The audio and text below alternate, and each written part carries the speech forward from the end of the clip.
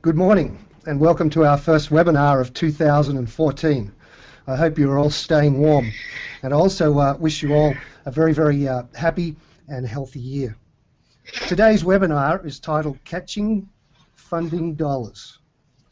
My name is Peter Cribb and I'm the National Director for the Catch Program with the Michael and Susan Dell Center for Healthy Living at the University of Texas School of Public Health in the Austin Regional Campus. We're very excited about today's webinar, but before we start, I'd like to take care of a little bit of housekeeping. First of all, our webinar today is being recorded and an archive will be made available on the catchusa.org website tomorrow, along with a PDF of the presentation slides. During today's webinar, we encourage you to type in questions and comments via the questions box, which you can access through the control panel on your screen. You can type in your questions at any time, but to keep us on schedule, we will try and hold off answering those until the Q&A portion at the end of the presentation. When typing your questions into the question box, be sure to select the option to send your message to all attendees. Next, I'd like to let you know a little bit about the Michael and Susan Dell Center for Healthy Living. We are an international leader in conducting research and providing programs that promote healthy living for children, their families and communities. Our work fosters improved health behaviours among the youth, influences policy and environmental change to support healthy living, and advances professional education and community service. Our vision is healthy children in a healthy world. You can find out more about the Centre and our work in school health on our website, www.msdcenter.org. I'm now delighted to introduce our special guest for today's webinar, Kathy Chichester. Kathy has worked with Catch programs for over 16 years. She now serves as the National Coordinator for Catch programs. Connecting schools, foundations and community-based organisations, Kathy travels the country promoting Catch partnerships that support child health and obesity prevention. Previously, with the National Association for Sport and Physical Education, she worked there with the at the National APHID headquarters. Today, Kathy is going to share with us some practical tips that may help you in searching for funds. Welcome, Kathy. Thank you and good morning. If you could go to the next slide for me, Peter.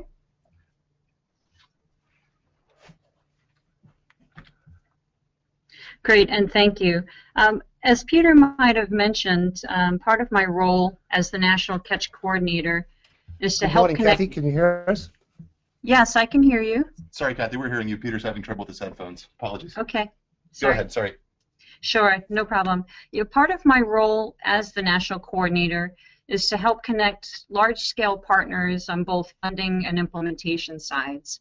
And Peter and I have worked with many implementation partners throughout the years, and what we have seen is that there really are common features and what have made for successful applications. There are many great resources and websites out there to assist in where to look for grants and what are elements in drafting a standard proposal. And we do have those on our Catch website, by the way. But today we wanted to share some practical tips that might help you in your search process. Next slide, Peter. So we have many institutions and communities that call us on a regular basis that have vetted the Catch program and want to implement Catch. They're ready, they have their champions in place, they have buy-in that they need, but they don't have the funding to implement their Catch coordinated school health vision. So what we've done this morning is pull together some practical tips that are applicable for any program funding searches. And these have been gathered directly from interactions that I've had with funders, that Peter's heard from funders, from application feedback that's been shared with us, and from conversations with grant program managers directly. So what we're going to be sharing today comes directly from people who are sharing some of their funds. Next slide, please. So tip number one, in your search for funding, your grant focus must match the funder's interest area. So what does that mean exactly? Some past grant applications that we have seen, Catch included, have covered topics like nutrition, physical activity, obesity prevention, diabetes prevention, tobacco cessation, and some others. And Catch has evidence to support these components. That's why they've been successful. But funders' interest area information is usually readily available on their website. So Peter, if you could click on that Walmart link for me.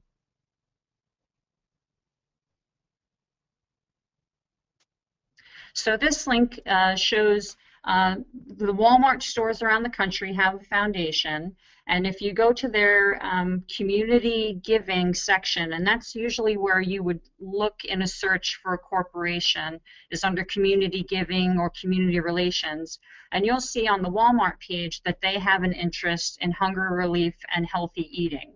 So if Peter, you can scroll down a little bit for me to the bottom of that page on Walmart, and go down a little bit further. Okay, so you'll see breakfast in the classroom, promoting nutrition and healthy eating habits. So if you're interested in implementing and writing a grant about nutrition and healthy eating habits, Walmart looks like that they would be a good match for you there.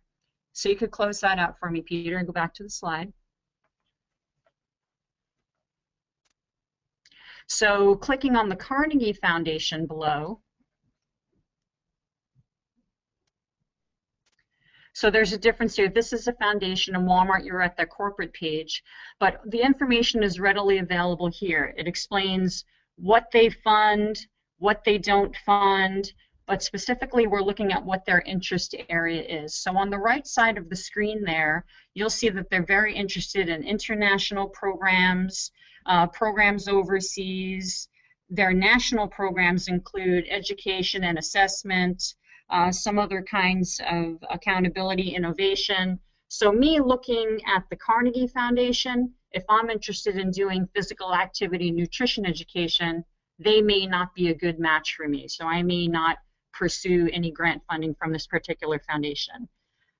So you can close that out, Peter. So really the suggestion is, just like with the job interview, before you put all the work and effort into your application, make sure you do your homework on the institution that you're going to be applying for funding for. Next slide, Peter. So tip number two is making sure that you are eligible to apply. A lot of foundations or corporate entities, many of them have specific geographic eligibility, either a certain county or a certain state. Others have organizational eligibility rules, for instance, having a status of a 501c3 nonprofit or some other kind of organizational status. Others might have a target population type of eligibility, for instance, looking to serve a certain age group, preschool. So when you go to look at these foundation sites, and if you click on that target foundation for me, Peter. On the target corporate responsibility, again, that's where you would look on a corporate website as corporate relations or community responsibility or corporate responsibility. The target foundation gives strictly to institutions seeking funds that are in Minneapolis or St. Paul. So unless you're in those areas, you might not be successful or want to waste your time applying for grants from Target because of their geographic eligibility requirement. So you can close that out, Peter. So the takeaway from slide number 2 is, if you find that you are not eligible, a good idea is to partner with somebody locally who can meet that eligibility requirement. I think there's, we work with a lot of schools on a regular basis, and I think there's a misconception that schools are automatically a 501c3 nonprofit. They are not automatically a 501c3 nonprofit. Some schools do have that status, some schools do not. So the suggestion would be, if you could collaborate with a partner who has either the geographic eligibility, the organizational, or the target population eligibility. You guys can apply for the grant together and meet those requirements. Next slide, please. Tip number 3 is that many grant applications ask the same types of questions.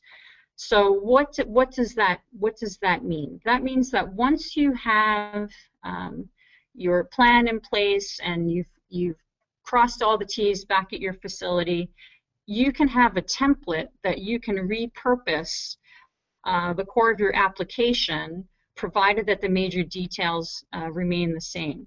So the suggestion would be taking that information and customizing it each time that you are seeking grants from a funder. Make sure that you do not just cut and paste information and send out mass applications. You really should speak to the specifics of each application. We've heard from funders, and believe it or not, that sometimes year after year they actually compare applications that they've received from the same applicant to see how it might have changed from last year's submission to this year's submission. We've also heard from some grant reviewers and some funders that they can absolutely tell when information has been cut and pasted and even shared amongst applicants. So make sure that your application is custom to your organization and speaks to the specifics of each grant application. Next slide, please.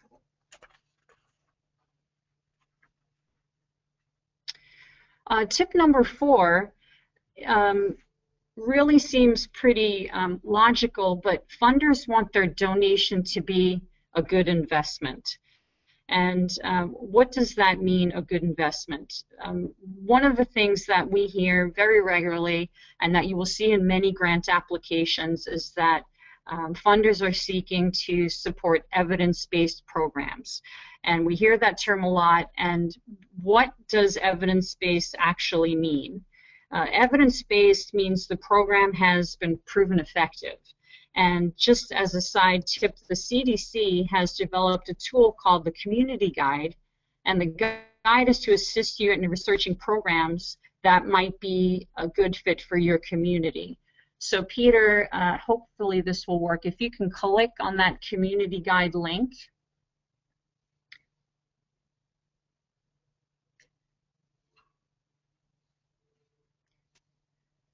So again, this is from directly from the CDC. You can see that there are different intervention topics that they post: adolescent health, oral health, physical activity. This guide will also help you in identifying cost effectiveness of different program interventions. So you can close that, Peter. I just wanted to share that as a great resource, because funders are looking again for programs that are proven to be effective, and that's what evidence-based actually means. And using that community guide is a great place to start your search, no matter what type of program you're trying to get funded. Point number 2 on this slide is including a plan for measurable and sustainable results. And not just for the term of the grant, but what is your plan for sustaining the program years beyond the grant? So as an example, one of the suggestions that we heard from a funder is to include a timeline with specifics, as specific as possible, including benchmarks and main activities. So as an example, if you are collecting data, don't be generic in your application with the quote, "We will be surveying participants as to the usage of lesson plans," for example. The funder would like you to be a lot more specific, and you can always tweak the timeline if you get the grant. And they also want you to indicate in the application how you're going to use your knowledge when you do your evaluation to make program adjustments. So for instance, a calendar might sound like month 1, week 1, we're going to email a Survey Monkey. Month 1, week 2, distribute the Survey Monkey about program usage. Week 3, reminder of Survey Monkey completion date. Month 2, review the Survey Monkey results and make modifications to training. Month 3, training refresher with enhanced implementation strategies. So what you're showing there is a plan to the funder of how are you going to make adjustments as you're implementing your grant in case there are bumps in the road. They want to see that you've thought out ahead of time a timed out plan and timeline. Next slide, please. So continuing on this point that funders want their donation to be a good investment, if one of the suggestions that we heard is take a look at what's happening in your school and community and show that what the program is that you're proposing, how it's different or how it supplements what's already in place. Funders do not like to duplicate efforts, so show how your implementation can help maximize local resources. Another point to make is make sure in your application that you're linking to national and state standards. Now that can be anything from physical education standards, health education standards. There are standards for early childhood. There are standards for after-school programs. So indicate in your application how your program is going to support these standards. Even if your program is not in a school-based setting, indicating how your after-school program or your preschool program is going to support educational goals and objectives, that's a very positive for any application. Something else I wanted to point out on that note is just because a program is aligned with state or national standards, that does not necessarily mean that they're evidence-based. So that's just something to keep in mind. A third point, actually a fourth point that never hurts is to include a public relations or communications element in your proposal, even if the application doesn't specify as such, as to how you might give some visibility to the funder, to highlight the funder's participation in your support materials, in your community messaging, web, social media, and so forth. It never hurts to highlight that the funder is a partner in your endeavor. Next slide, please. Tip number 5 that we hear pretty regularly from funders is that collaboration within the community is really something that they're looking for. And so if you are a school or an after-school program, where do you look locally and what kinds of resources are available to you? Looking to the community is not only the key to sustainability, but there are other resources that can help you implement your project. For instance, in the local hospitals, you would be looking for the community relations contact or community relations person.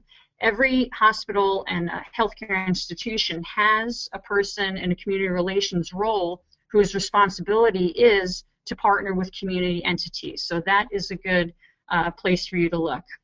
Within local and state health departments, there are divisions that are involved in chronic disease prevention, health promotion, child health, and nutrition. So local and state health departments are good places to look for resources in prevention of chronic disease and obesity. Local service organizations such as the Junior League or Rotary Clubs, they have in their mission statements to partner and help local communities. So some of the resources that are brought to the partnership, some may include dollars, other may include other types of resources like staffing or evaluation. So looking to local universities that have nursing schools or dietetic students or physical education teacher prep or public health students, universities can be great resources as partners to help you deliver education lessons, nutrition lessons. Public health students may be able to help in evaluations. So that's another good local resource, is working with the university and including them in your grant application as to what their role is going to be. Another good suggestion is looking to, if you have a large area employer in your community, or there is a corporate headquarters in your area, in your state, or in your county. A lot of times large employers or corporate headquarters set aside funding that local communities can apply for that they set aside specifically for that area. So if you have a local headquarters or a large employer, whether it be a box store or a national chain store, you certainly can explore the community relations department at that entity. And not forgetting your local government, your mayor's offices. The Parks and Recreation also falls under local government, and as does the health department, but they have resources as well, not always monetary resources, but they can help potentially with facilities, with sharing of staff. So again, collaboration is key, and in reaching out to these folks before you draft an application and submit an application, working together is only going to strengthen that in the eyes of the funder. Next slide, please.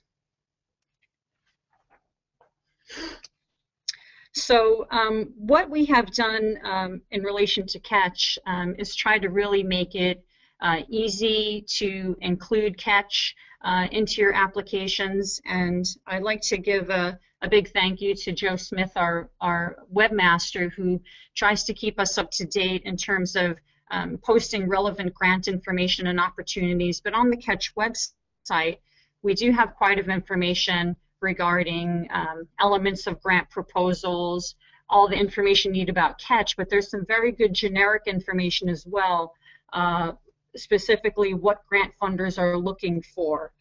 There's a good piece of information that Joe just put up recently about funding opportunities for obesity prevention and access to nutritious foods. So going to our website, we tried to post as much as we could. So if you wanted to write for Catch, the information's there, but also if you're writing an application that's not Catch related, there's some good information about what funders are looking for. Next slide, please. So really, not only will a community-wide effort make for a stronger application and implementation, but the obesity prevention model suggested by the Institute of Medicine a couple of years ago includes multiple community agencies and stakeholders. So the most successful and lasting Catch implementations do include partners that reach very deeply into many facets of the community. One quick example that I'll give, and I believe several months ago our friends from Missoula, Montana were highlighted in this webinar series about their Catch implementation. And to give you an example of what their community-wide effort looks like, it's actually headquartered out of the hospital in Missoula. So they have staff people that are called the Catch coordinators in the hospital. The local health department is involved, the local pediatricians, the local children's museum, after-school programs, in-school programs. There's signage on buses, there's signage on mass transit. So thinking about a community-wide effort, not only is that what's going to be the most successful Catch implementation in terms of behavior change, it's also a model that funders like to support, a community-wide effort in terms of promoting health and preventing obesity locally. Next slide, please.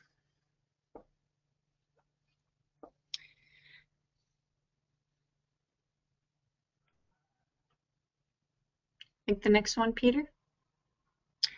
Right, so we wanted to give you an opportunity to ask any questions. We'll do the best we can to answer them. Yeah, thanks, Kathy, and I apologize if there's any background noise. They've just started jackhammering right outside of my office. You know, you just can't win these days. So bear with me on that. And not to forget, Kathy, you mentioned in some of your community contacts, and one of the participants has just written in, and I too have enjoyed working with the extension services. They're a wonderful group to work with there as well. One question's come in, Kathy, for you. Have you found any luck in funding for Catch when you do not serve low-income disadvantaged youth? We've found that funders are only interested in healthy eating and exercise for underprivileged kids. No, I have actually, while it is true that many funders are trying to put their limited resources to where it's going to go to communities of the most need, there are many grant opportunities out there that don't have a requirement as such. Again, we talked on an earlier slide about potentially partnering with an organization. If you find a grant that has a requirement that it serve underserved populations, it's certainly you can piggyback with an organization that does serve that population if yours does not. So certainly a partnership, or there are plenty of grants that I have seen out there that don't have a restriction like that. And certainly on the website, I know that Joe has posted a few of those. Now we see grants in differing amounts. Is there much difference in writing a grant for, say, a $2,000 award as to a large grant of a $200,000 award?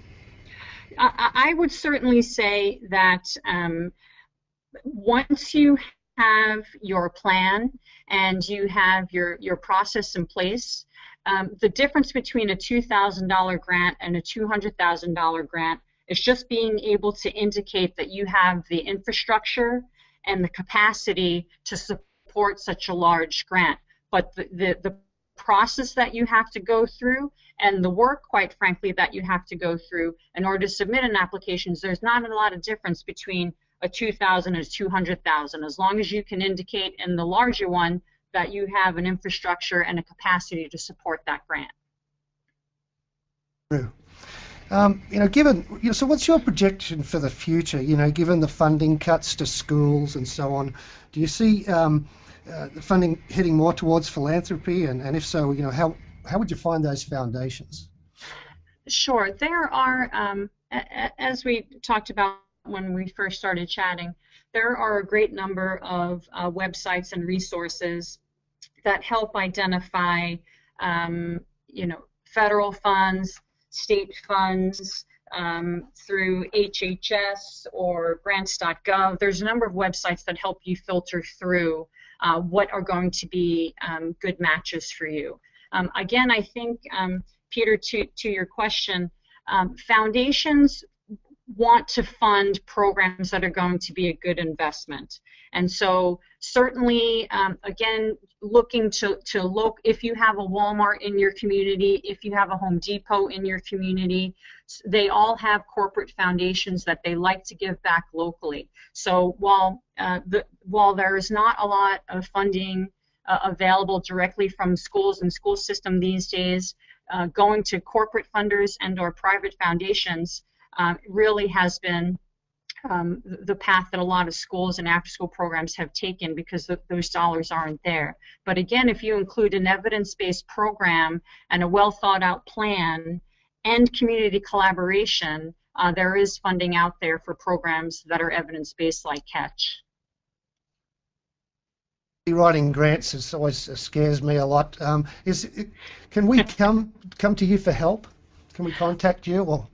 Oh, sure. I mean, we do, Joe's done a great job of on our website trying to make it self-serve for you, so that if you want to see how Catch can be a successful part of your application, there's some sample language about what the Catch program is and the evidence behind it. So on the catchusa.org website, there's plenty of information there. But certainly, Peter, you and I have helped a lot of large organizations and small organizations. So certainly, if you have any questions as well, we're always happy for the phone call or an email, and we'll help any way that we can. Reinforce too on the website. I know quite a lot of funders like to know how is it working, and how do we know it's working. And I know we've got a plethora of documents that are all out there in the public domain that we've used in our research over the past 20 years that can help folks measure whatever that might be, and the support that's also there for those evaluation tools as well.